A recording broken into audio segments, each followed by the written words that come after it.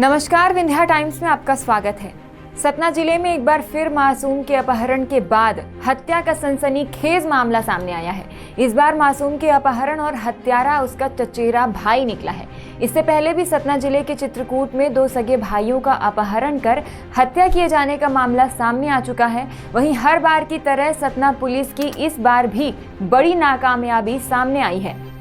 सतना जिले के अमरपाटन थाना के चोरहटा गांव में अपहरणकर्ताओं ने बीते 16 अगस्त को 13 साल के मासूम का अपहरण कर उसका हाथ पैर बांधकर जिंदा कुएं में डाल उसको मौत के घाट उतार दिया। उसके बाद 17 अगस्त को मासूम के परिजनों से फोन कर 10 लाख की फिरौती की मांग की। वहीं इस मामले में पुलिस का कहना है कि मृतक एवं मृतक के बड़े पिता के पूर्व से ही जमीन के बंटवारे को लेकर विवाद चल रहा था।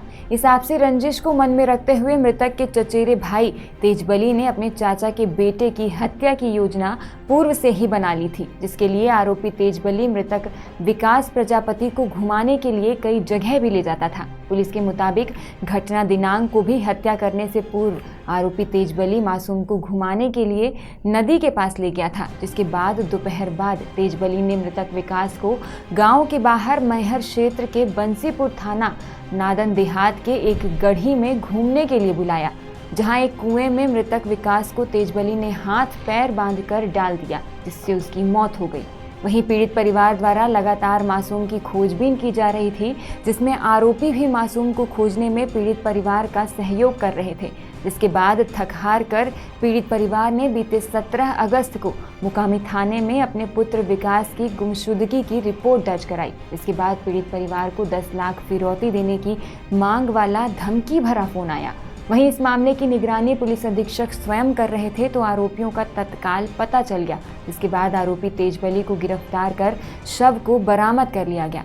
आपको बता दें कि सतना जिले में अब तक अपहरण के बाद 3 मासूमों की हत्या का मामला सामने आ चुका है, जिसमें बीते फरवरी माह में जिले के चित्रकूट में 2 सगे भाइयों को अपहरणकर्ताओं ने अपना शिकार बनाया था। जिसके बाद मार्च माह में नागौद थाना क्षेत्र में भी मासूम को शिकार बना फिरौती की मांग की गई थी, जिसे न दे पाने के कारण मासूम को मौत के घाट उतार दिया गया था।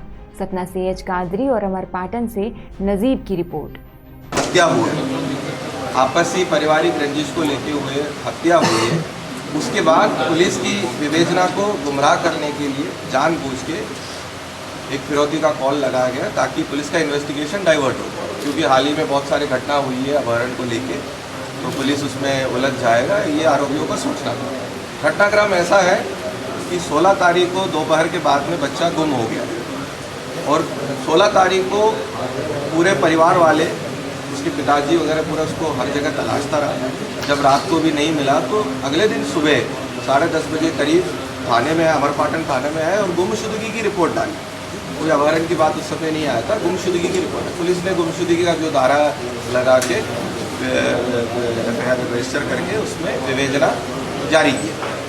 1:30 बजे के करीब एक फ़ोन से फिरौती का कॉल आता है, पिताजी को आता है। 2 बार मिस कॉल आ गया तो तीसरी बार उसने ही फ़ोन लगाया, तो उसने बोला कि आपके बच्चे हमारे पास में है और दाव के मंदिर के पास में 10 लाख रुपए लाना है। तो पुलिस को पहले से इस बात पे शक हो रहा था, क्योंकि उतना तो उस परिवार का ये नहीं था कि 10 लाख रुपए नहीं 20,000 रुपये भी जुटाने में उनको दिक्कत आ जाती। बहुत ज़्यादा ज़मीन जायदाद वगैरह नहीं थे और जो कॉल है वो उसी गाँव से ही ओरिजिनेट हुआ और पैसे लाने के लिए उसी गाँव के मंदिर ही उसको बता रहे हैं। पुलिस ने पता कर लिया ये जो सिम जिससे फ़ोन किया वो उसी गांव से की दुकान से ही वो सिम बेचा है। तो हम लोगों को लग रहा था कि इसमें कुछ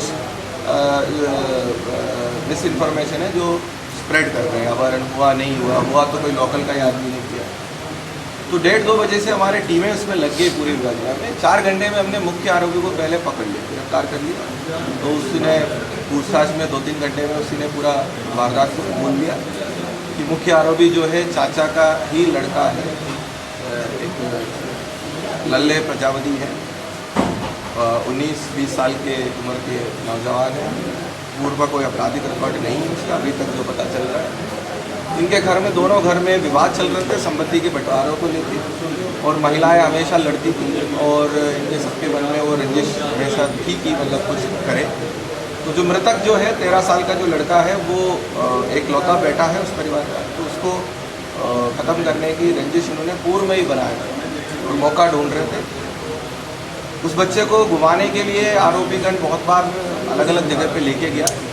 तो ये कल जो परसों जो 16 तारीख को भी उसको घुमाने की बहाने बुलाया।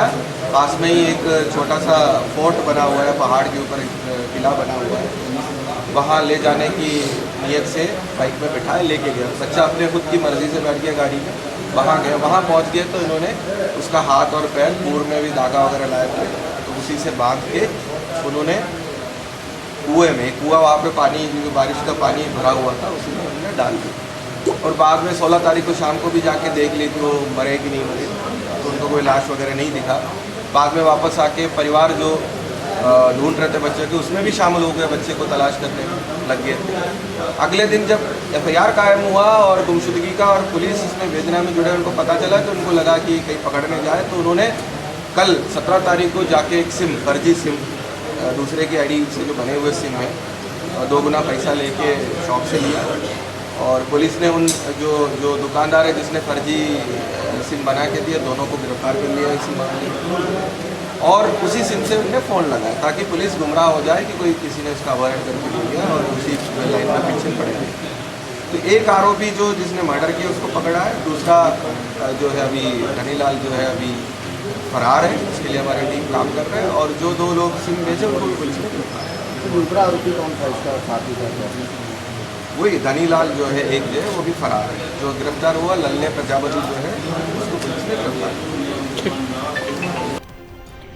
सतना जिले में जिस प्रकार से अपहरण के बाद मासूमों को मौत के घाट उतारे जाने का सिलसिला चला है, यह पुलिसिया कार्यप्रणाली पर तमाम सवाल खड़े कर रहा है। इन सभी मामलों में पुलिस की नाकामी सामने आई है। मामला सामने आने के बाद भी पुलिस मासूमों को जीवित बचा पाने में असफल साबित हुई है। ऐसे में एक बार फिर लोगों के भीतर डर का माहौल निर्मित हो गया है। अब देखना है कि पुलिस ऐसे में क्या ठोस कदम उठाती है कि भविष्य में ऐसी किसी भी घटना का सामना आम लोगों को ना करना पड़े। इसी से जुड़ी तमाम स्पेशल रिपोर्ट्स के लिए बने रहिए विंध्या टाइम्स के साथ। धन्यवाद।